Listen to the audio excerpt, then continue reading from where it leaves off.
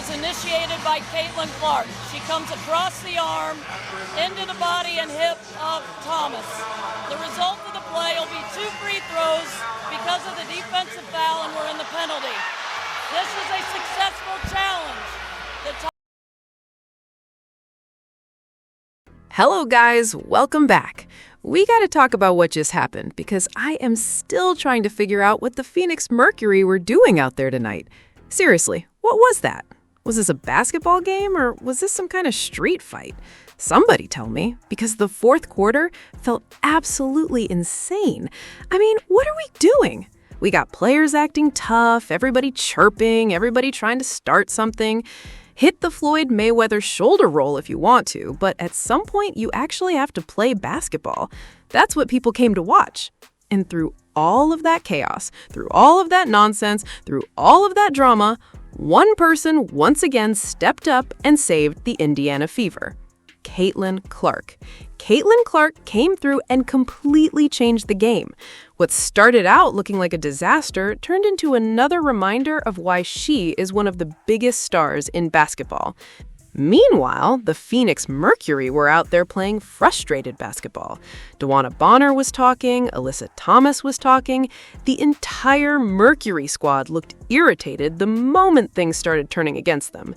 Sophie, put your fingers in the chat.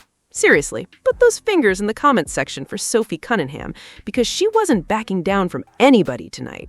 I'm just saying. This game was wild. The thing that bothers me the most is that all of this stuff is bad for business. I'm serious. The extra pushing, the extra shoving, the constant stoppages, the technical fouls, all of it. It slows the game down and turns the attention away from the basketball.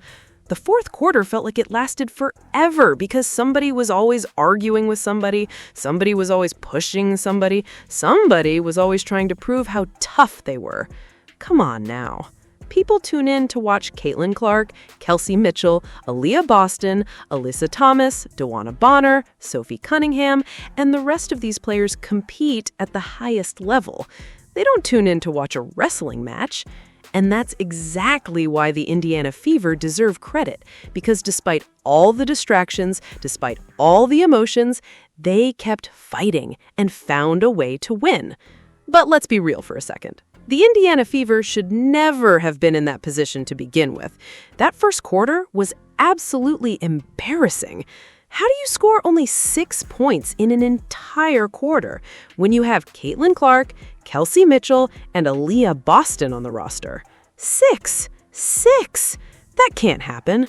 Stephanie White has to answer for that, because the offense looked completely lost. There was no rhythm, there was no spacing, there was no energy. The Fever came out looking flat, and the Phoenix Mercury took advantage of it immediately. If this had been one of the elite teams in the league, this game might have been over before halftime. But then, Caitlin Clark decided enough was enough. The second quarter arrived, and suddenly, everything changed. Caitlin Clark started pulling up from deep. Caitlin Clark started creating shots. Caitlin Clark started finding teammates. Caitlin Clark controlled the entire game. It felt like every possession ran through her.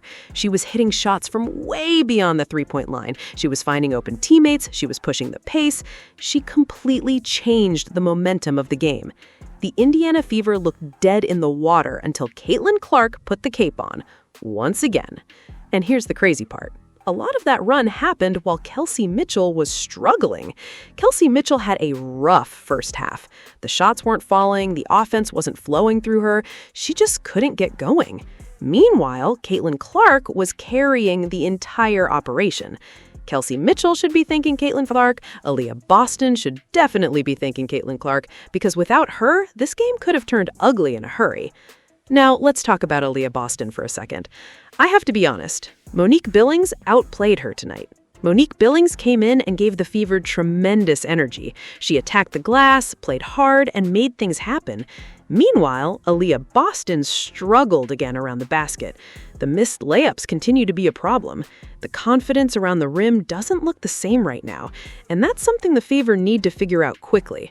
When Aaliyah Boston is playing at her best, this team becomes extremely difficult to beat. But tonight wasn't her best performance.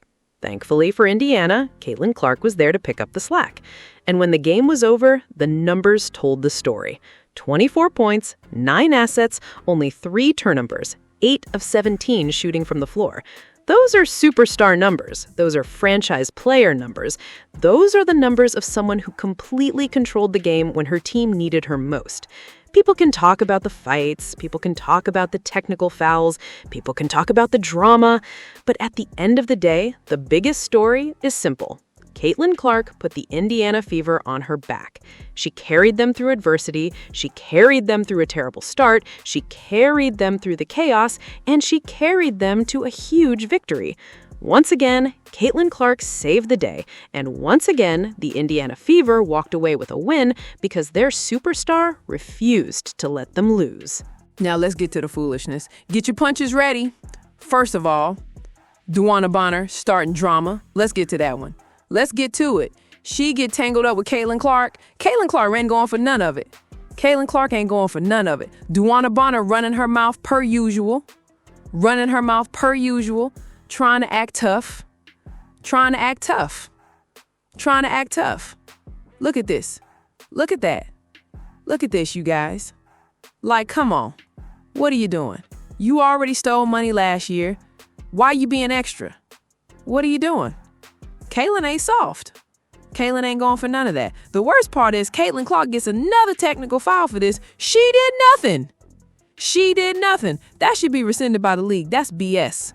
That's a BS technical foul. Now you got Dewanna Bonner want to point her finger in people's faces thinking she's tough. Look at this. She want to point in Sophie's face. Yeah, Sophie ain't going for none of that. We can have a point off. Ain't nobody scared of your scrawny ass. We can have a point off. What you talking about? Look at this. A 17-year veteran that does not want to play. Team that has 5 wins. Yeah, we pointing right back at you. You ain't gonna do nothing. We pointing right back at you. You can't play. You suck. You need to retire. You're 98 and a half. Pack it up. What are we talking about? We ain't scared of you.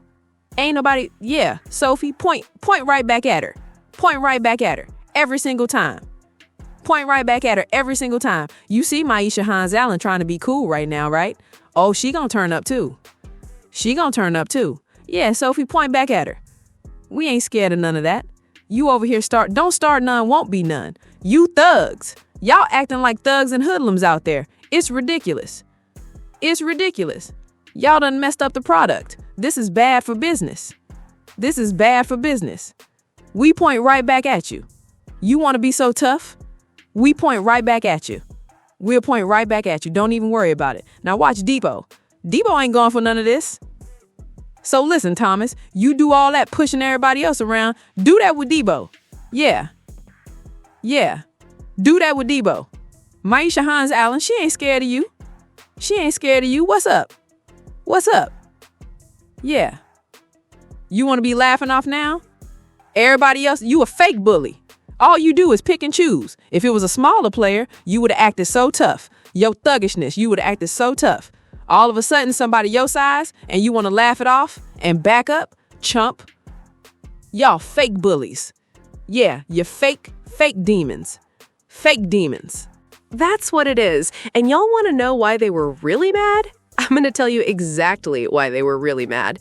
They were mad because Caitlin Clark was cooking. That's it. Simple as that.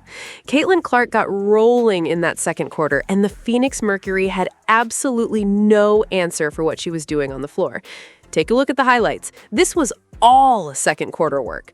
Tray ball, splash. Another 3, splash. Caitlin Clark was dancing on defenders and controlling the entire game. Every possession felt like she was making something happen. Then the kick-out pass to Debo.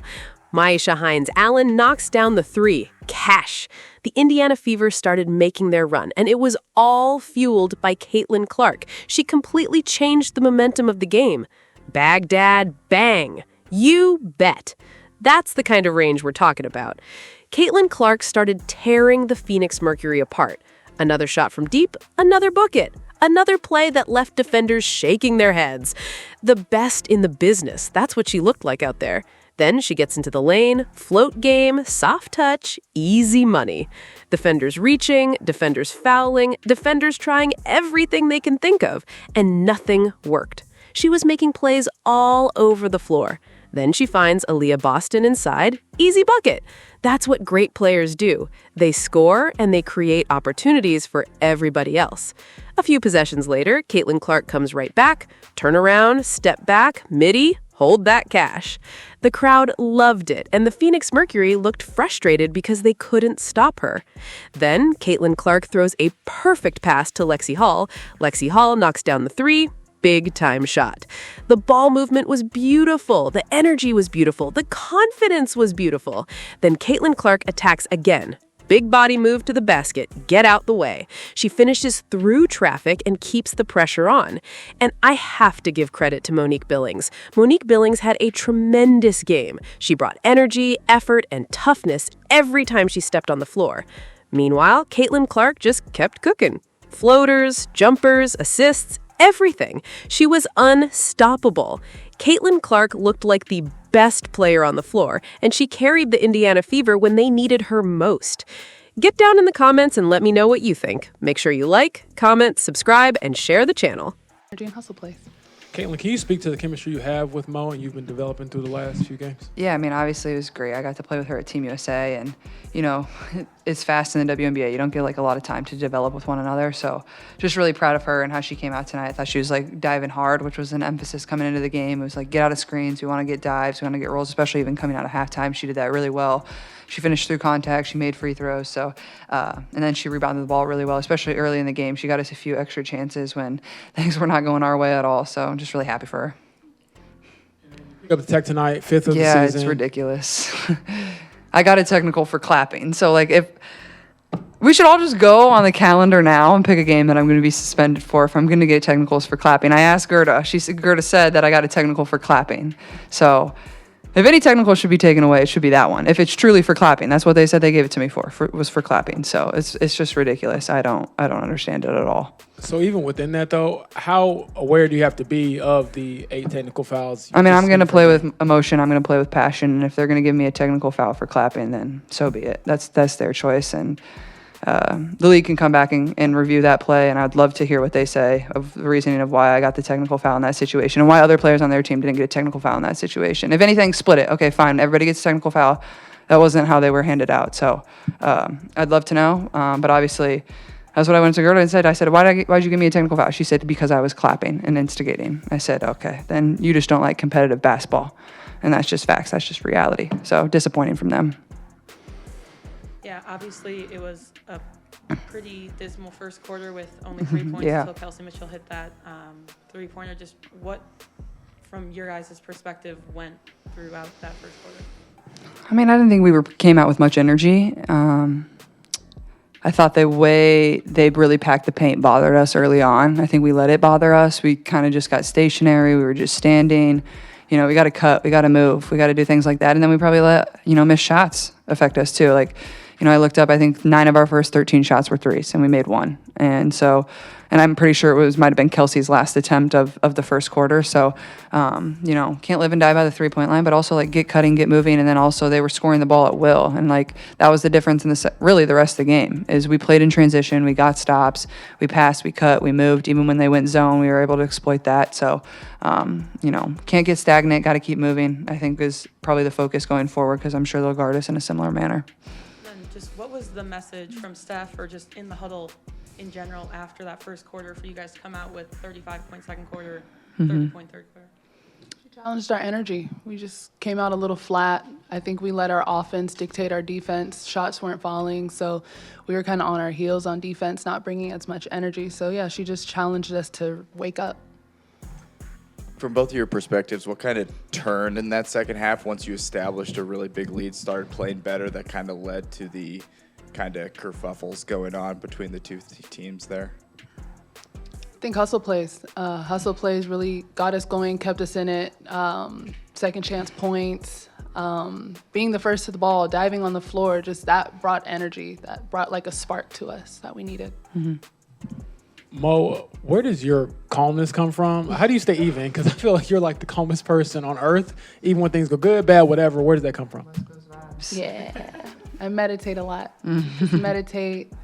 We do box breathing here and different breathing techniques. So just trying to keep that in mind and just stay even. Caitlin, DB posted you that kind of started that whole incident. What did you just see from, I guess, your vantage point, and then what did you hear on the court afterwards? I thought it was just an arm entanglement, I guess, and I thought it was fine. Like, whatever. Like, I don't think initially there was technicals handed out for that. I guess I think it was maybe the scuffle that ensued between both teams after that. Honestly, I don't remember hearing anything directly or specific words, but I don't know. I appreciate having my back. You know, it's nice to have a teammate like that that's always going to go to battle for their teammates. And, you know, I thought we did a good job of refocusing and trying to, you know, obviously they called everything from that point, which is kind of what they have to do to be able to control the game. So I don't know how long the fourth quarter was, but it felt really long. So. Sorry, have to also ask, did you ask to go back into the game with like 2-ish minutes left, or I did not know. Why did you go back in? I guess you can ask Steph. I don't know. It was a 12-point game at that point, but yeah. You can ask Steph. I don't have an answer for you. To win the game, I guess. Sophie, you've never been afraid to defend your teammates. Why is that always something that's been so important for you throughout your career? No, yeah, you know, I think that when you love people, you just want them to be good, be their best selves, and worry about scoring the basket. And you know what? I know my role. Maisha knows her role. I think everyone on our team knows our role, and so it's just kind of who we are. It's in our DNA. You had that first quarter, you guys only 6 points, but then really bounced back with 35 and then 30. Yeah. What was Steph's message after the first quarter and just going forward? You know, I think it was obvious. We just weren't playing with the intensity and the energy that we needed. And yeah, we've had a lot of games kind of game off, but the whole league has, and so that's not an excuse. And we just got to come out. That first group, they've got to punch first. We got to have them call the first time out. But you know what? I'm proud of how we responded. I think in the past we would have just kind of let that snowball, but we didn't, and so I'm proud of our group. The ability to win kind of ugly. Is there something you can take from that? You know, yeah, I think when you're kind of in the trenches and things, there's no rhythm, that, you know, you got to win ugly games, and they're not always going to be pretty. But honestly, I think offensively, when we got the ball moving, you know, C had a heck of a game. Kels always does. And so I think when those two are going off, everyone else just has to know their role. We'd love to see AB kind of get in it a little bit more, so we can extend that lead. But truly, we can't let them get to the free throw line. We got to do better defensively and get in transition more. And so I think if we clean that up and we kind of focus on us, hopefully Wednesday will be a good game for us. And what do you think that Mo gave you on both sides of the ball today? Mo had a heck of a game, man. And you know what? I want to shout her out because she has, you know, sometimes it's hard to be on a new team and trying to find your rhythm, trying to find your chemistry, where you belong, how to use your minutes. And I think she had a hell of a game tonight. Her crashing the boards, her making her layups, that type of stuff right there is huge, and we need her to do that. Sophie, I apologize. This has already been asked, but the fourth quarter scuffle, if you could just talk us through your perspective on what happened. It's fine. You know, I think sometimes that's part of the game. I think we kept our heads. You know, I think we could have stopped it a little bit sooner. But at the end of the day, we kept our heads. We finished the ball game well, and that's what we need to do moving forward. Last year you made a comment about. Kidding. Last year you made a comment about you know, just wanting professionalism about Dewanna and learning a text message or something. Did you ever get an explanation after that? It's old news. Old news, no, and we never will. And I really don't care anymore. Could you feel the tensions? Could you? Simmering a little bit in the fourth quarter leading up to that, or was it kind of a flashpoint? No, you know what? I think that in games, that's professional sports. Sometimes things get chippy, and that's okay. That's okay. It's okay for women to stand their ground a little bit and to, you know, have some extracurricular at times, because you have to hold your ground. But we're not worried about that. Like, we need to focus on winning the ball game. We need to focus on what we can do better defensively moving forward on Wednesday, and then offensively what we can do better. And so all that is just, you know, it's going to happen. You got to take care of it, but also you need to keep your heads and move forward. So quick, pack it up. Yeah, it's done. We got the dub. Who cares?